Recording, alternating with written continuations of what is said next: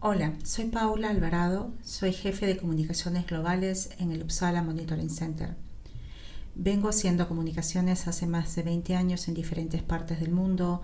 Mi carrera empezó en Perú, soy peruana, no sueca, y me llevó a trabajar en Estados Unidos, en el Reino Unido, en Asia, principalmente en India, pero cubriendo 8 países desde ahí, y también en África del Sur y África del Este, haciendo comunicaciones para diferentes temas, pero principalmente en el tema de derechos humanos y en el tema de salud pública en general. Desde hace ya casi 4 años me uní al equipo de la UMC y desde entonces vengo trabajando estrategias de comunicaciones que nos permiten transmitir los conocimientos de seguridad de medicamentos a la población en general, desarrollando estrategias de comunicación, campañas, materiales educativos, apoyando los diferentes equipos de la UMC, trabajando mucho en el tema de la difusión de las investigaciones relacionadas al tema de farmacovigilancia, pero principalmente tratando de llevar nuestras narrativas de salud, que son a veces tan técnicas, y conectarlas con las narrativas y las historias de los pacientes. Les pido disculpas por no estar hoy con ustedes, pero espero que esta presentación les guste y mi información está a su disposición si quieren contactarme. En la voz de María. Cumplí 50 años con los ánimos altos y disfrutando lo que la vida me ha regalado, hasta que el dolor empezó y todo cambió. Mi médico me recetó prednisone, un esteroide, para tratar lo que fue diagnosticado como artritis reumatoide. La medicación afectó mi estilo de vida más que la enfermedad, pero al principio no quería hablar con mi médico, no me animaba. ¿Por qué? Porque pensaba que si él me había recetado esta medicina, entonces yo tenía que adaptarme a ella. Hasta que no pude más. Soy instructora de yoga y las náuseas y el dolor de cabeza y de estómago generado por la medicina me impedía seguir con mi vida. Estaba constantemente mareada y en mucho dolor. Había cambiado un dolor por otro.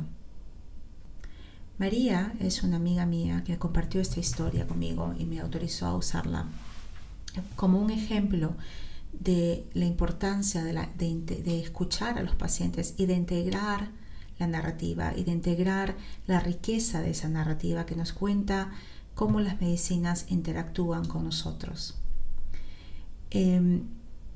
Y lo que veníamos hablando antes, lo que él que ha estado hablando, es también de la importancia de incluir esa narrativa, cómo asesoramos, evaluamos, integramos la información que los pacientes pueden proporcionar para profundizar nuestro conocimiento sobre farmacovigilancia. Farmacovigilancia tiene una parte fundamental que es la estructura, cómo colectamos la información, cómo la estructuramos para poder analizarlas, pero la parte más importante de la farmacovigilancia es el poder detectar las señales que son relevantes para los diferentes pacientes, las diferentes personas. Pero tan importante como detectar esas señales es comunicar las señales. Una fuente importante de información para detectar señales son las narrativas de los pacientes. Y es fundamental que busquemos formas de integrarla. Pero una vez que integramos esas narrativas y logramos identificar problemas, es sumamente importante que comuniquemos estos problemas, estas señales, de una manera efectiva y una manera que puedan realmente ayudar a otros. Cuando hablamos de la historia de María, hablamos de una historia y de una comunicación que se da a un nivel muy profundo. Lo que están viendo ustedes es lo que llamamos el iceberg o la montaña de hielo cultural, en la que vemos que nuestras percepciones, actitudes, nuestros sentimientos no siempre están a flor de piel. Los latinos llevamos nuestras emociones mucho más a flor de piel, es más fácil saber cómo nos sentimos, pero nuestros miedos, nuestras ansiedades no siempre están tan visibles para los demás, y cuando vamos a ver a un médico, cuando hablamos en este ambiente de enfermedades y de medicinas y de estrés y de tensiones, a veces es muy difícil que alguien se abra y nos cuente realmente cómo se siente o cómo la medicina los hace sentir o los está afectando en su vida, y qué es aceptable para ellos con un tratamiento y qué no es aceptable para ellos. Esto tiene que ver mucho más con lo que es comunicación de riesgo, que no voy a profundizar hoy porque no tengo tiempo, pero es muy importante que nosotros como profesionales de salud tengan presente eso, que toda esta información, esas narrativas que los pacientes tienen, que comparten con nosotros cuando ellos llenan un reporte sobre posibles reacciones adversas, es información que pasa aún y que viene de un nivel muy profundo y que hay que saber leerla y entenderla y escucharla y tratar de utilizarla para saber más. ¿Cómo incorporamos esas historias? Y eso es lo que hemos venido discutiendo en la primera parte de esta presentación que les dio Elki. ¿Cómo incorporamos estas historias en nuestra información?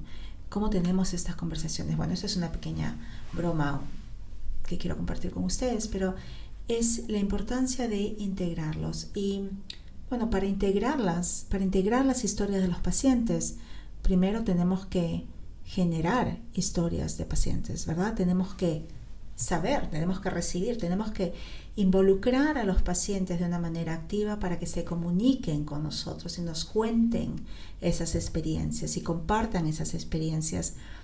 Por años el enfoque ha sido en el doctor, en tratar de convencer a los doctores, a los médicos, a las enfermeras, bueno, depende del país donde estemos trabajando, o a los farmacistas, que compartan que reporten, que compartan lo que ellos escuchan, que reporten.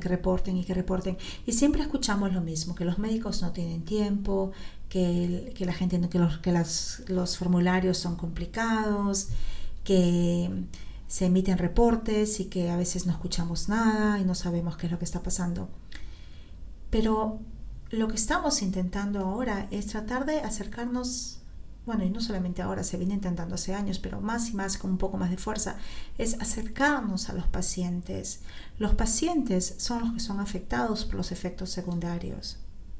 Los pacientes son los que sufren los efectos secundarios y los pacientes son los que tienen la capacidad de compartir conocimiento para que otros pacientes tal vez no experimenten lo mismo, o para que aquellos que desarrollan medicinas, o los médicos que prescriben, o los farmacéuticos que las entregan, estén más familiarizados, sepan más. Entonces, ¿cómo involucramos a los pacientes? En muchos de nuestros países se conoce muy poco sobre los efectos secundarios. En muchos de nuestros países se conoce muy poco sobre los efectos secundarios e incluso se aceptan como parte de la medicina, ¿verdad? Mi abuela me decía, bueno, mijita, ¿qué voy a quejarme con el médico si tengo la suerte de que me estén tratando y que me estén dando medicinas y uno tiene que aguantar nomás? Bueno, hay cosas que sí, hay cosas que algunos efectos secundarios que uno tiene que... Bueno, así es, no es uno por otro, pero hay efectos secundarios que pueden ser sumamente dañinos y hay efectos secundarios que son desconocidos y que tenemos que identificar, porque las medicinas ahora llegan a grupos más diversos de poblaciones y no sabemos qué puede pasar. Entonces, cuando queremos hablar, cuando queremos involucrar más a los pacientes, necesitamos trabajar con profesionales de la comunicación que nos ayuden a darle forma al mensaje. ¿Qué es lo que queremos comunicar? ¿Cómo llegamos al paciente? ¿Cómo alcanzamos al que está al otro lado de la medicina, ¿verdad? Para que ellos se comuniquen más con nosotros. Bueno, hay diferentes formas y no tenemos tiempo de ir en profundidad, pero lo más importante es que el mensaje que uno comunica sea claro. Por ejemplo, esta es una campaña visual que hace the National Health Services en el Reino Unido, los servicios de medicina general, y es una campaña para prevenir el herpes genital. El mensaje es súper claro. Los estudios que ellos hicieron identificaron a los grupos más vulnerables y esta campaña fue directa a ellos. Y visualmente es muy fuerte.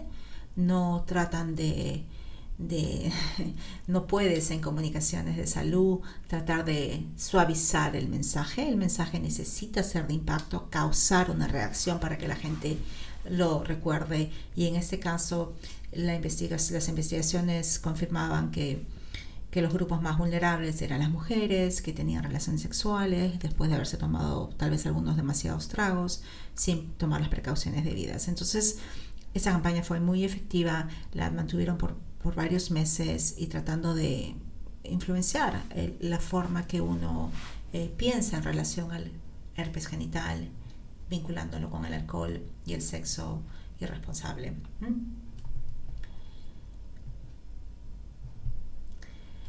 Hay otras formas también de comunicar mensajes, no solamente a través de gráficos. En la UMC hemos puesto a su disposición un toolkit, una caja de herramientas que tiene diferentes componentes para comunicar lo que es la farmacovigilancia, los efectos secundarios. Uno de esos componentes es una canción. When you take your meds and know just side effects, that's pharmacovigilance, and you know that it makes a difference when it's take and tell. Como ven, aquí no fue sencillo incluir la palabra farmacovigilancia en una canción, pero lo logramos, y es una canción que está por el momento subtitulada en diferentes idiomas.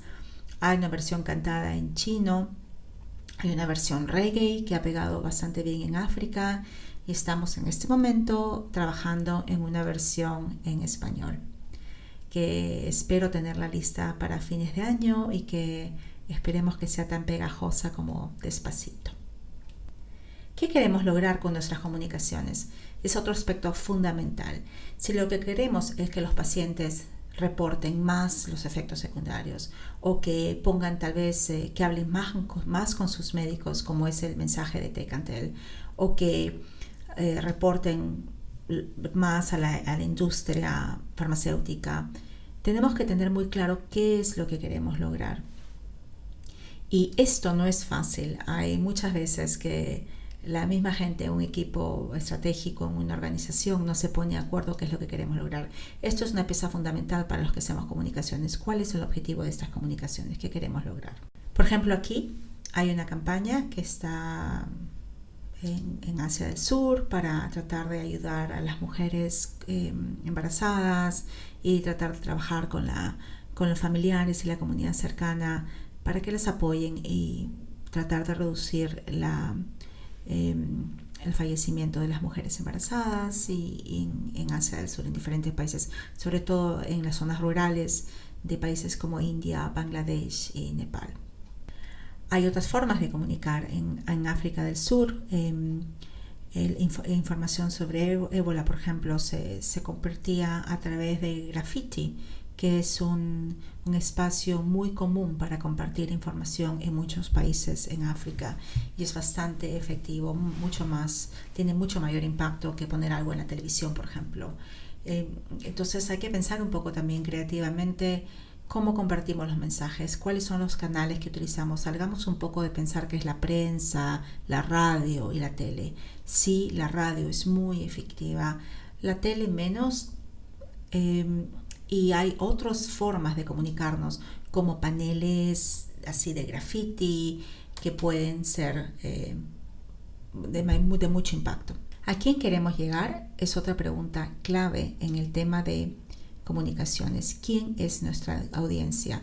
¿Quién va a recibir la información? ¿A quién estamos tratando de contactar?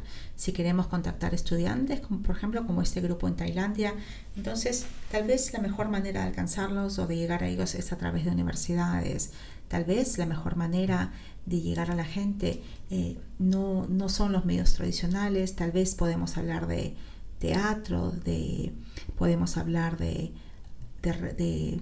pósters o afiches en los idiomas locales. Es muy importante usar los idiomas locales para comunicar mensajes y no asumir que todo el mundo, sobre todo en los países donde hay muchos, en Latinoamérica tal vez estamos más todos homogenizados por el español, el castellano, pero por ejemplo en Perú es muy importante tratar de comunicar informaciones sobre farmacovigilancia, medicina, también representando las diferentes identidades regionales.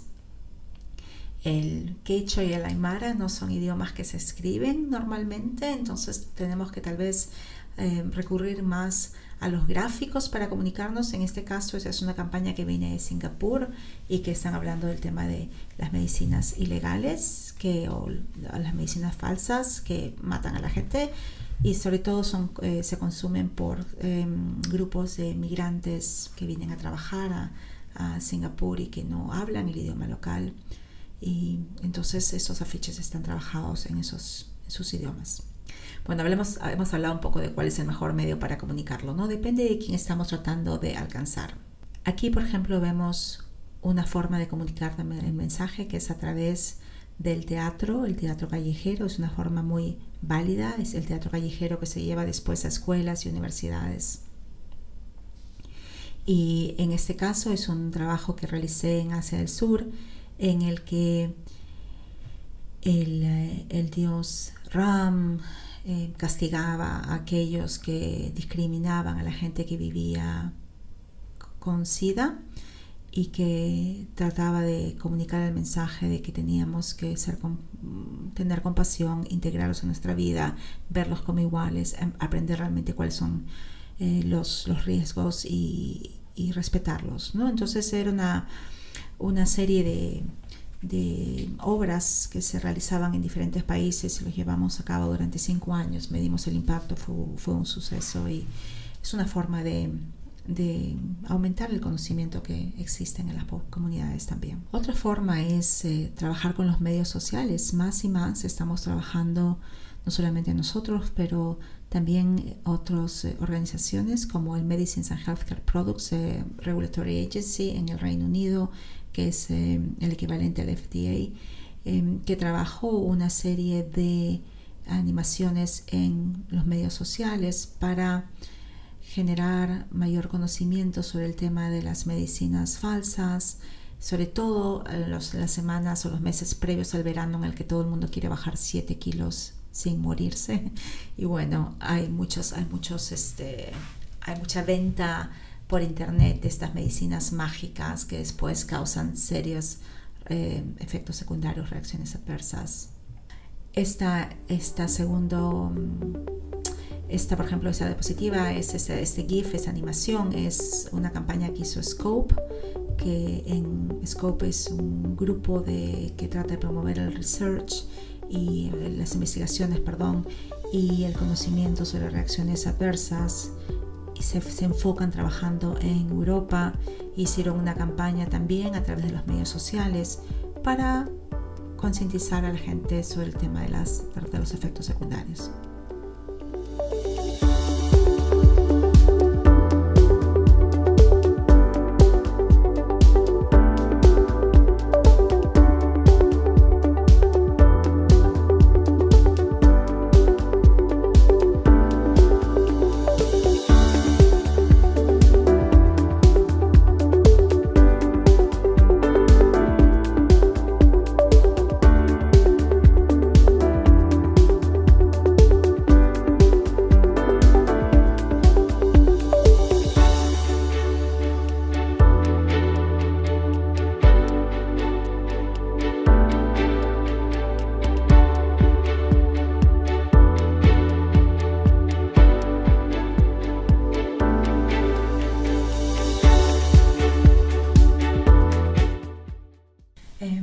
Aquí tenemos un video que es parte de una campaña que se hizo en Tailandia para tratar de disminuir el consumo de cigarrillos. Es un video bastante directo con el tema de por qué la gente fuma.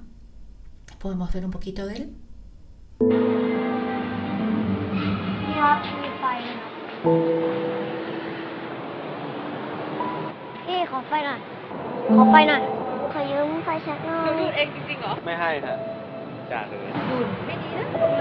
Como vemos aquí esta campaña apela a las emociones y tuvo mucho éxito en Tailandia. Se hizo sobre un periodo de tiempo también, porque las campañas en televisión no se hacen por 2-3 meses y se desaparecen. Hay que hacerlas por un periodo de tiempo para que realmente se logre impacto. Este siguiente video es también una campaña para promover el tema de seguridad cuando uno conduce, el uso de los cinturones de seguridad. También apela a las emociones. Podemos ver un poquito del video.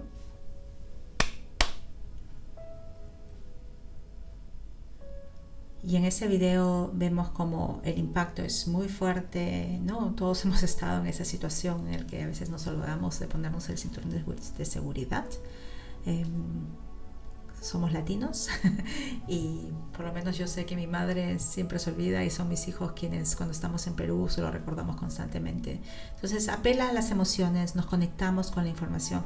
Esto se puede hacer en farmacovigilancia, todos los temas son interesantes, todos los temas tienen un aspecto humano muy fuerte.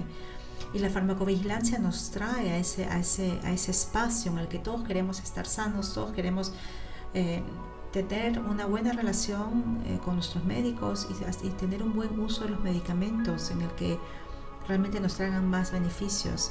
Estar conscientes del balance de riesgos-beneficios es sumamente importante. La comunicación de riesgo es sumamente importante.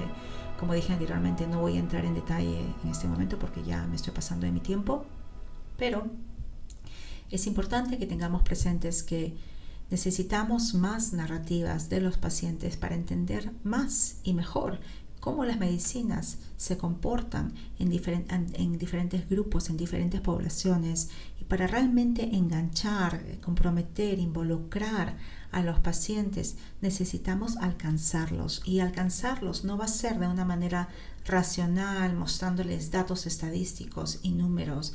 La única manera de alcanzar a los pacientes es conectándonos a través de las emociones.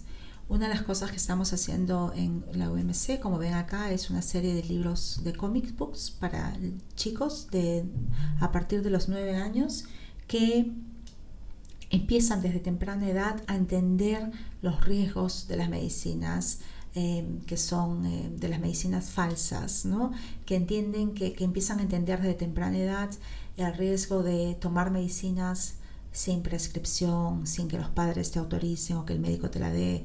Y estamos tratando de meter de una manera lúdica, de una manera juguetona, con personajes que hemos creado, temas como esos, el tema de las medicinas falsas, el tema de comprar medicinas por internet, el tema de usar medicinas sin que el médico nos dé la recete, y todos esos riesgos, porque sabemos que hay que empezar temprano a educar a nuestros niños y al futuro de nuestros países, pero también sabemos que es importante trabajar con las narrativas, trabajar con las formas que nosotros aprendemos, y la forma que nosotros aprendemos es a través de historias. Compartir narrativas puede ser una herramienta sumamente poderosa para médicos y pacientes. Nosotros como seres humanos aprendemos a través de historias y las usamos para dar sentido a nuestras vidas. Las historias son una extensión natural que podríamos usar para mejorar nuestra salud, y eso es lo que estamos haciendo con Annie and Mac. Lo que ustedes están viendo es un piloto que ha sido probado en 10 países. Hemos recibido la retroalimentación y estamos en este momento incorporando las sugerencias y los cambios, que son muy buenos. Annie ya se ve un poco diferente ahora. Y bueno, sí, va a haber una versión en español y espero poder enviarles copias a fines de este año. Bueno, todo por hoy. Mil gracias por acompañarme. Si tienen algunas preguntas, ahí está mi correo electrónico. También está mi dirección de Twitter. Y los invito también a que nos sigan por las diferentes redes sociales. Siempre estamos publicando información interesante. Y si no están suscritos a Uppsala Reports, los invito a que se suscriban a Uppsala Reports. Es nuestra revista que ya venimos sacando hace casi 20 años en Uppsala, y bueno, Elki tiene copias, así que se las va a enseñar. Los dejo y mil gracias.